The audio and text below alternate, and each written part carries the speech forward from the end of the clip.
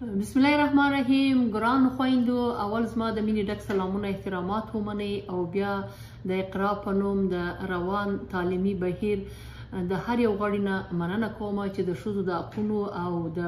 زموږ د ټولنې حیاتي مسلې ته د خلکو پام را اړوي. تاسو ته معلومه ده په دې درو کالونو کې زموږ ګران هیوادوال، زموږ خویندې میندې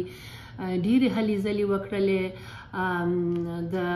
د ښځو د کار دپاره، د نجونو د ښوونځي دپاره ډېرې هلې ځلې وشوې، ډېرې خوارۍ زارۍ کړي دي، مګر نه ښځې کار ته ولاړې او نه نجونې ښوونځي او پوهنځي ته. نو موږ په خپله د مورنۍ مسؤلیت او د یو میرمنې په حیث د مور او د وطني مسؤلیت په وجه باندې په هره غونډه کې، په هر ځای کې، په هر هنري ننداره کې دا برحق حواس ژوندی ساتلی. دا کار ځکه کوو چې موږ ته هم مور، پلار او د وخت حکومت قلم او کتاب را کړی وو او موږ په خدای او په وطن مین اولادونه را وروزل. افغانستان د نومیالي او لوستو ښځو سره نااشنا وطن نه دی. په دغه غازي هیواد کې زرغونه انا، نازو انا، رابعه بلخي، عایشه دورانی، ملاله،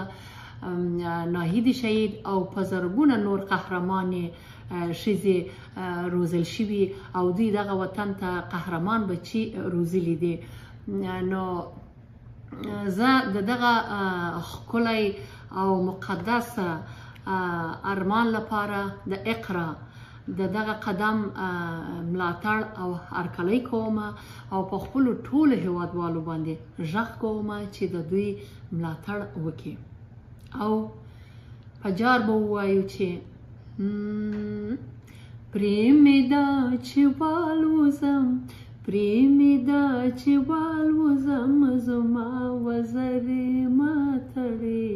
شپو ته پاته کېږو د رڼا وزرې ماتړې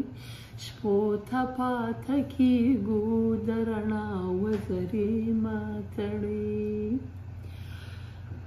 خار بشي ځنګل کبې کتاب او بې قلم شي، ګل به وچ ډنډر شي، بې هوا که بې شبنم شي، مشه ادم ګوښینه هوا دې بې ادم شي، مړاوي به ادم شي، مړاوي به ادم شي، د هوا وزرې ماتړې شپو ته پاته کېږو د رڼا وزرې ماتړې شپو ته پاته کېږو د رڼا وزرې ماتړې. مننه.